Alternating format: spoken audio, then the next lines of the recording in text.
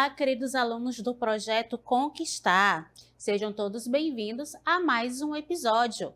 Eu sou a professora Michele Santos, professora de História, e estamos aqui no Centro de Mídias do Amazonas.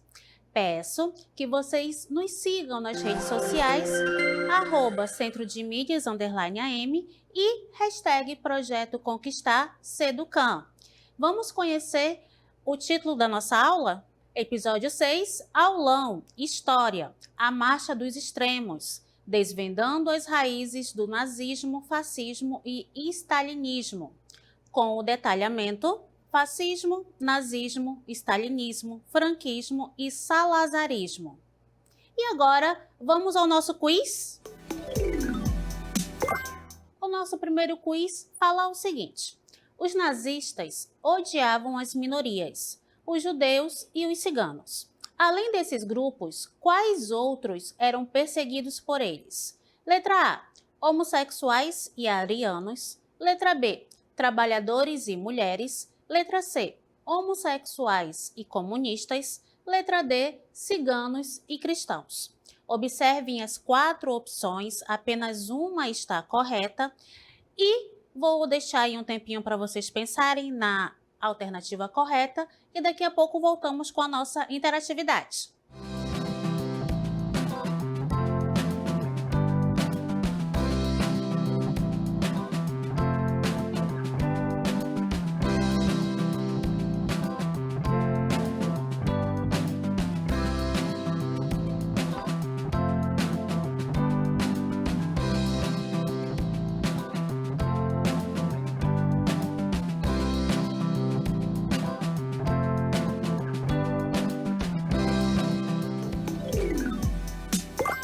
E aí, queridos, conseguiram responder ao nosso primeiro quiz? Penso que estava bem fácil, né? Vocês conseguiram aí de primeira já responder satisfatoriamente. Vamos conhecer a nossa resposta. Parabéns aos que marcaram aí a letra C. Homossexuais e comunistas foram grupos também ali perseguidos pelos nazistas. E vamos ao comentário. Os homossexuais eram perseguidos antes do regime nazista. O parágrafo 175 do Código Penal alemão proibia qualquer ato sexual praticado entre homens. Então, observem que antes do nazismo, os homossexuais já eram perseguidos na sociedade ali alemã. Para os alemães, né, a homossexualidade era visto como desvio, né, de, no caso aí, personalidade. Já os comunistas defendiam a luta de classes para a transformação da sociedade. E Adolf Hitler defendia a extinção de classes sociais para o desenvolvimento harmônico da nação.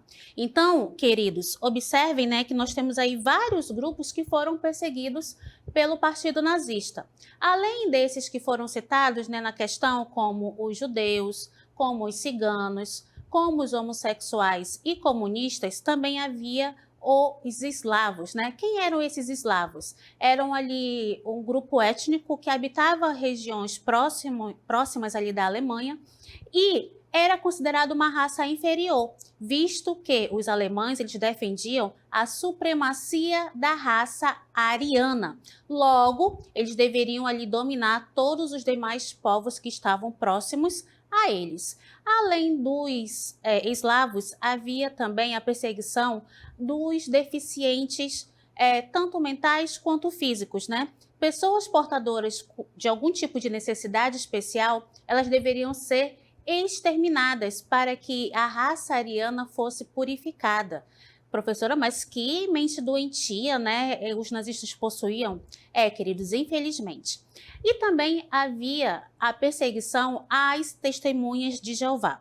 Por que esse grupo eles eram perseguidos? Justamente por conta de eles não jurarem fidelidade ao Führer, que justamente era ali a figura do Adolf Hitler, né, o grande líder do partido nazista, e também por eles se recusarem a participar do exército, né? Então, essas duas características das testemunhas de Jeová vão ser ali cruciais para que eles sejam ali perseguidos. Mas, professora, mas por que os judeus, né, foram também tão perseguidos? Por conta de eles serem associados a todos os problemas sociais que a Alemanha estava passando no pós-Primeira Guerra Mundial. Então, esses judeus começaram ali a ser perseguidos, foram levados para campos de concentração, para trabalhos forçados, ficaram ali trabalhando exaustivamente, sem nenhuma condição de vida, vamos dizer assim, satisfatória, e acabaram ali morrendo, causando aí a morte de milhares de pessoas. E também haviam os negros, que também eram perseguidos por esse partido nazista. Então, olha só, várias minorias vão ser perseguidas. Então, nós falamos aí dos homossexuais, dos comunistas, dos judeus, testemunhas de Jeová, os eslavos e também, né, negros e pessoas portadoras de necessidades especiais. Todos esses grupos que eu mencionei agora para vocês eram alvos ali da perseguição nazista e eram encaminhados para os campos de concentração, para o trabalho forçado, para o trabalho exaustivo, no local ali em que não havia condições de sobrevivência durante um longo período. E também muitos deles foram levados para campos diretamente de extermínio, né? Sem precisar ali trabalhar, foram levados para campos em que eles foram assassinados, certo? Então, espero que vocês tenham compreendido aí esses grupos que foram perseguidos pelo sistema nazista. Então, agora vamos para o nosso conteúdo. Fascismo, local Itália, 1922. Líder Benito Mussolini. Marcha sobre Roma. Mussolini foi nomeado primeiro-ministro italiano. Observem aqui na imagem que representa a Marcha sobre Roma, que é uma ilustração italiana de 1922. Diante desses acontecimentos, aí vamos verificar minuciosamente o que foi o fascismo na Itália. Fascismo na Itália, ele começa com a Marcha sobre Roma, no dia 28 de outubro de 1922. Qual era o contexto para que houvesse essa marcha sobre Roma? Insatisfação popular. Quando acaba a Primeira Guerra Mundial, em 1918, a Itália começa a passar por vários problemas econômicos e políticos. A figura do líder, que era o rei Vittorio Emanuele III, começa a ficar descredibilizada. E isso vai fazer com que o Partido Fascista, sob liderança de Benito Mussolini, tenha ali uma certa força para conseguir ali algum benefício em relação a esse contexto ali político. Então ele, juntamente com os camisas negras, que eram seus apoiadores, vão marchar sobre Roma e a medida que o Vítor Emanuele vai ter é nomear Benito Mussolini como primeiro-ministro italiano. Então isso vai ser aí o primeiro passo para que Benito Mussolini consiga adentrar ao poder e também se consolidar nele. Vamos observar o que significa a palavra fácil. Fácil, né, que vai dar origem aí ao fascismo, significa aliança ou federação, que era justamente a ideologia adotada pelo fascismo, né? Queria ali que todos os cidadãos italianos estivessem dentro de uma federação. E Mussolini, ele vai utilizar o título de Duce, que significa líder, né? Como ele estava ali liderando o partido fascista, né, o fascismo, ele vai se autodenominar como Duce. Vamos verificar que para consolidar esse fascismo vai ser criada um tipo de política, né? Um tipo de polícia política que é chamado de OVRA. Mas o que significa essa OVRA? Organização de Vigilância e Repressão Antifascista. Então a função da OVRA era justamente perseguir os opositores do fascismo. E vamos observar também que haverá a finalização de uma questão que durava durante muito tempo no governo italiano, que é justamente uma questão com a Igreja Católica, que vai finalizar com o Tratado de Latrão, em 1929. O que vai dizer esse tratado? Vai ser criado um Estado, né, no caso ali o Vaticano, dentro do território italiano e que vai estar sob a administração da Igreja Católica, que no caso é o Papa, né, que vai comandar esse Estado dentro da Itália. Vai ser um Estado independente. Vamos verificar também quem são os membros do fascismo. Quem são eles? Classe operária pequena, burguesia rural e urbana. Essas pessoas fazem parte ali dos membros do fascismo. E o que o fascismo vai desenvolver em relação à sua economia? Desenvolvimento agrícola, industrial e militar. Serão aí características de desenvolvimento do governo fascista. E para fechar aí essa questão do fascismo, vamos observar a invasão de um território chamado Etiópia, que antigamente era chamado de Abissínia, em 1936. Então, essas aí são características gerais do fascismo. E vamos observar, né, quais são aí as características, né, que vai ser abordado. Obediência do indivíduo. No caso aí, a educação vai ser utilizada para que os indivíduos obedeçam ao governo. Em 1929, vamos ter a adoção de um livro único para as classes elementares e associação para jovens, né, onde haverá festas, esportes e desfiles paramilitares. Então, essas organizações, né, vão ser formas também de poder dominar a população italiana. E para exemplificar a invasão da Itália, fizemos aí uma pequena animação, né, em que aparece o território da Etiópia, certo? Sendo aí invadido pelas tropas italianas e de longe ali o Mussolini observando essa ação. Vale lembrar que a Etiópia foi um dos poucos territórios que ainda não tinha sido conquistado e invadido por nenhuma nação europeia até o ano de 1936. E quem faz esse grande feito aí é justamente o governo fascista. Vamos observar agora um outro líder de regime totalitário. Penso que a maioria de vocês já o conhecem. Vamos lá. Esse senhor aí, né, chamado de Adolf Hitler. Que é o líder do nazismo. Vamos observar as características desse sistema, desse regime totalitário nazista, né, que acontece na Alemanha. Então, qual é o contexto do nazismo? Revanche pós Primeira Guerra Mundial. O que acontece? Quando termina a Primeira Guerra, a Alemanha se sente totalmente humilhada devido aos acordos, né, implantados pelo Tratado de Versalhes. Em 1919, eu tenho a criação do Partido Nazi, com as ideias antissemitas. E quais são essas características desse sistema, né, no caso, regime totalitário?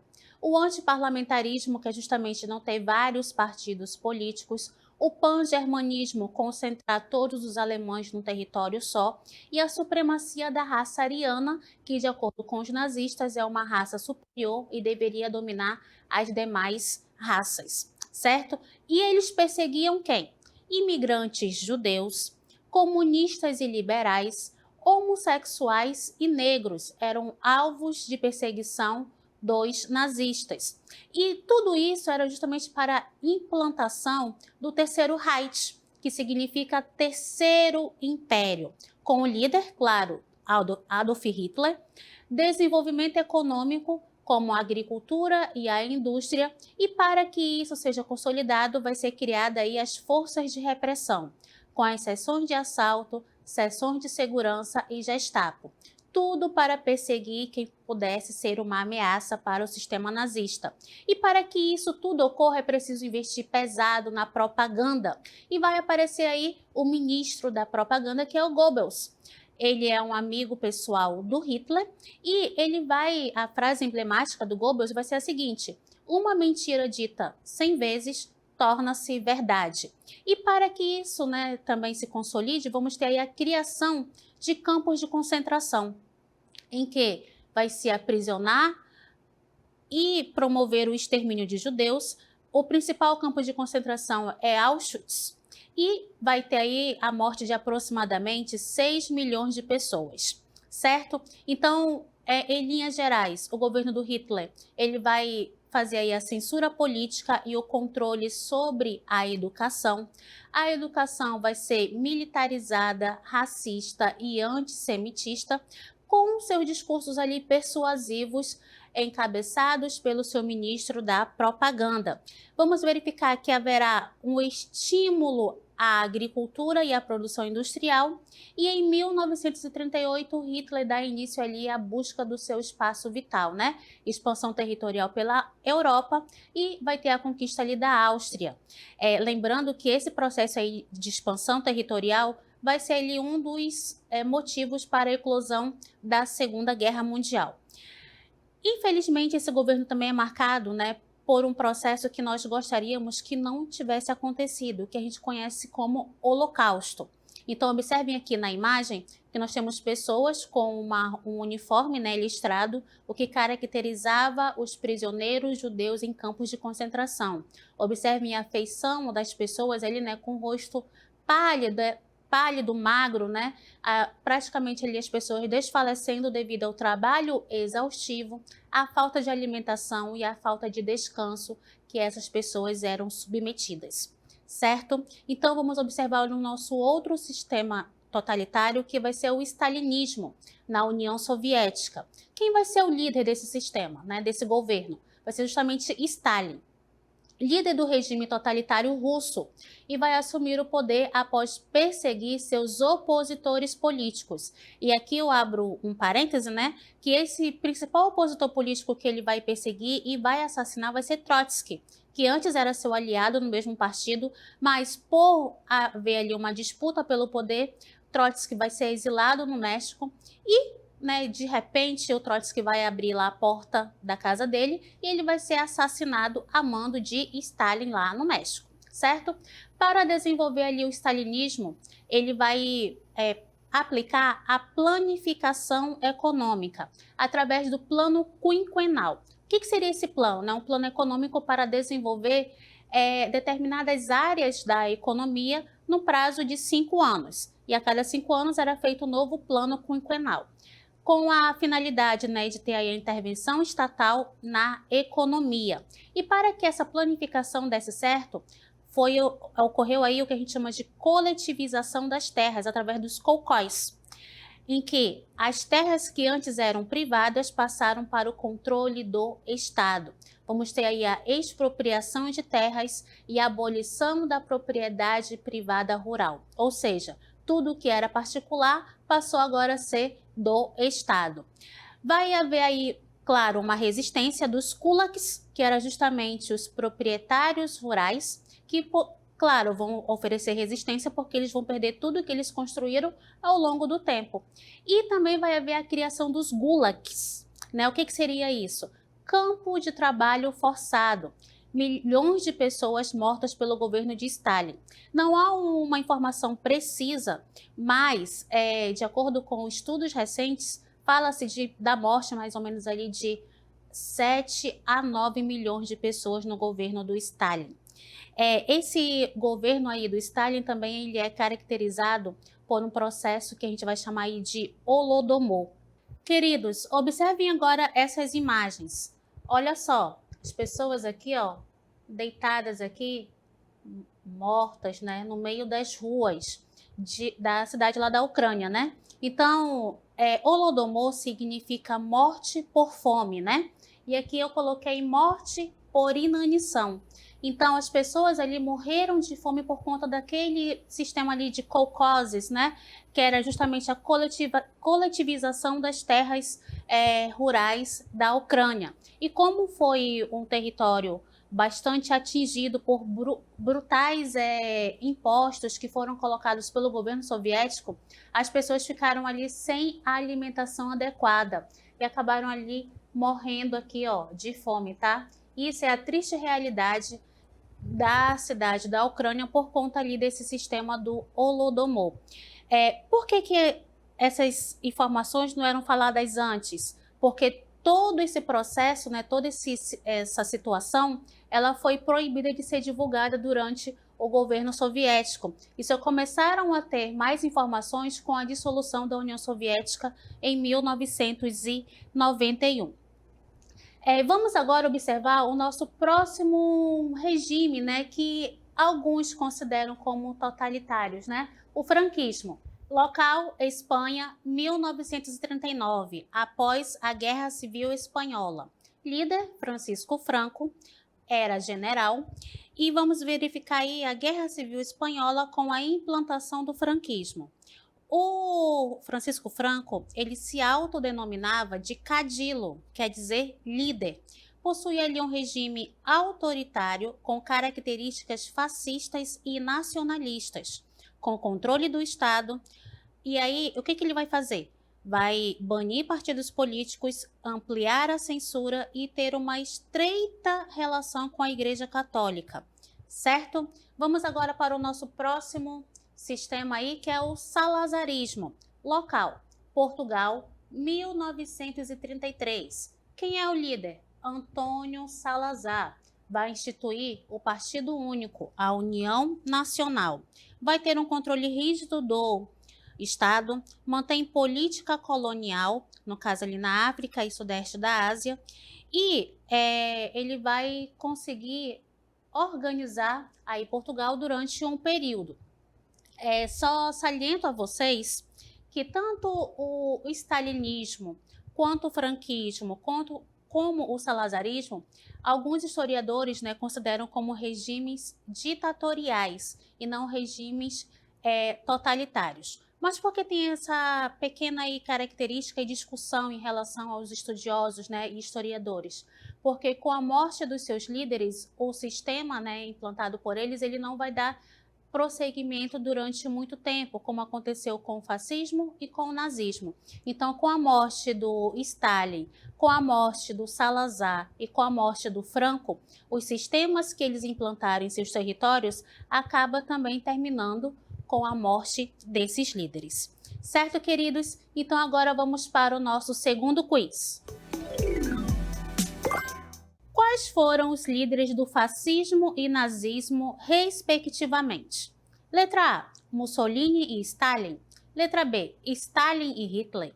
Letra C, Hitler e Vargas. Letra D, Mussolini e Hitler. Observem o comando da questão, né?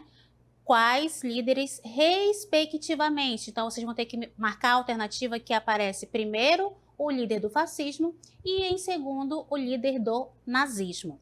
Então, vou deixar um tempinho para vocês pensarem nessa resposta e voltaremos com a nossa interatividade.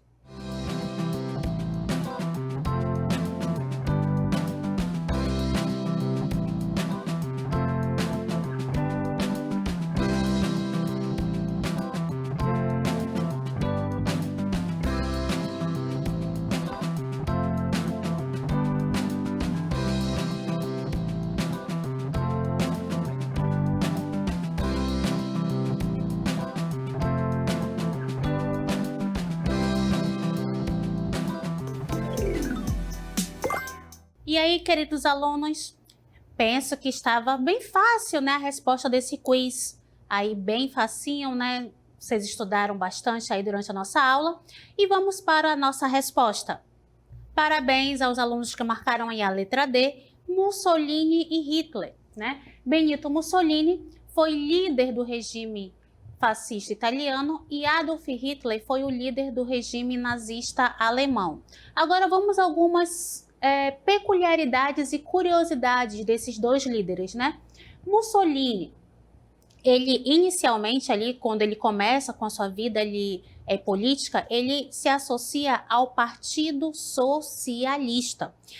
E quando começa ali a Primeira Guerra Mundial, ele vai dizer para o partido e para os políticos ali da época que a Itália deveria participar da guerra, né, da Primeira Guerra, ao lado justamente ali da Alemanha e do Império Austro-Húngaro. E por conta dessa decisão, né, desse posicionamento do Mussolini, ele vai ser ali banido do Partido Socialista, né? Ele vai romper relações com o Partido Socialista. O Mussolini, ele era uma pessoa ali muito estudiosa, ele se tornou ali jornalista, né, e ativista político também. E por conta desse afastamento do Partido Socialista, no ano de 1921, Mussolini vai fundar o Partido Nacional Fascista, que vai possuir ali uma ideologia política que enfatiza o nacionalismo, a autoridade do Estado, o culto à liderança, o autoritarismo e o anticomunismo. Então, essas aí são características do fascismo, certo? Já Adolf Hitler, ele combateu ali na Primeira Guerra Mundial, mas não como um soldado em si, né? Mas como mensageiro de linhas de batalha. Como ele não possuía ali um tipo físico apropriado para ser um grande combatente, ele vai acabar sendo associado e fazer parte do exército alemão, por onde ele vai servir, né, naquele momento da guerra.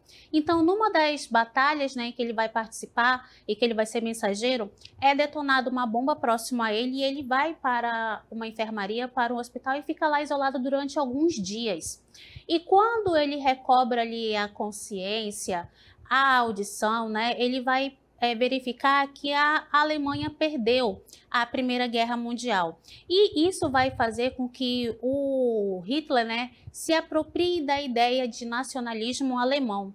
Ele vai ali fundar o Partido Nazista, né, quer dizer, ele vai participar do Partido Nazista, vai se tornar chanceler desse partido, vai ter ali as suas ideias sendo moldadas, né, com o passar do tempo.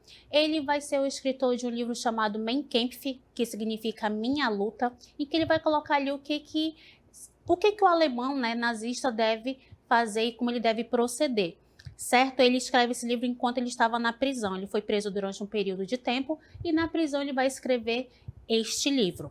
Então essas aí são as peculiaridades que nós temos do Mussolini e do Hitler, que são as figuras emblemáticas de regimes totalitários. Tanto a Alemanha quanto a Itália fizeram ali um regime totalitário que iniciou, né, ali no período ali da Grande Depressão. Nós vamos verificar ali também que vai ter uma grande questão ali econômica envolvida nos dois países, em que eles precisam se recuperar economicamente. Vai haver ali uma crise política, tanto na Alemanha quanto na Itália, em que esses partidos, né, vão conseguir ali acesso ao poder e consolidar as ideologias que eles estavam acreditando de um regime totalitário. E, para tanto, era preciso consolidar a figura de um líder forte e que tivesse ali característica de herói para aquela população. É isso que o Mussolini e que o Hitler vão se apropriar para enaltecer a sua figura. E claro que eles vão utilizar ali também meios da propaganda a seu favor. Então, o investimento em propaganda, investimento também na educação para a doutrinação das pessoas daquele território vão ser aplicadas para consolidar esse sistema, né, de regime totalitário. Espero que vocês tenham aí compreendido a nossa aula e vamos ao nosso cronograma de estudos. Pré-requisito: Primeira Guerra Mundial e a crise de 1929. O que é o pré-requisito? O que você precisa saber para entender o conteúdo da aula que foi ministrado, que no caso aí são regimes totalitários.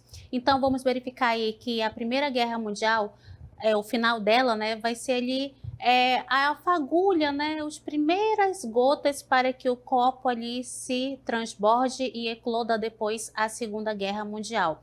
E associado ao final da Primeira Guerra, nós temos aí a crise de 1929, em que as pessoas, né, o mundo inteiro vai sofrer consequências de uma crise econômica ocorrida nos Estados Unidos. Mas por que o mundo inteiro vai ter esse problema em relação a essa crise, né? Por conta de ser uma grande potência mundial e muitos países estarem associados a ela.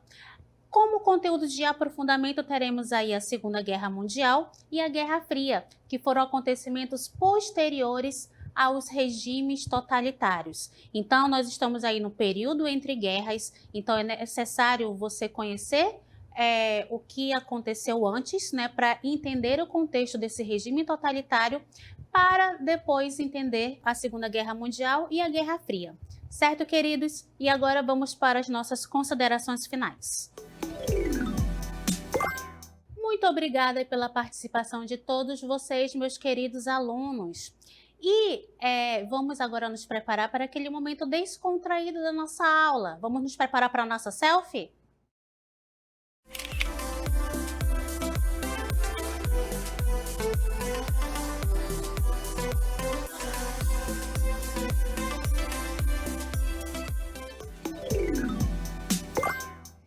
gostaria de convidá-los a nos seguir nas redes sociais, Centro de Mídias, _AM, e usem a nossa foto da selfie colocando lá #Projeto Conquistar Seducam. Chegamos a mais um final, de um episódio e até a próxima. Tchau!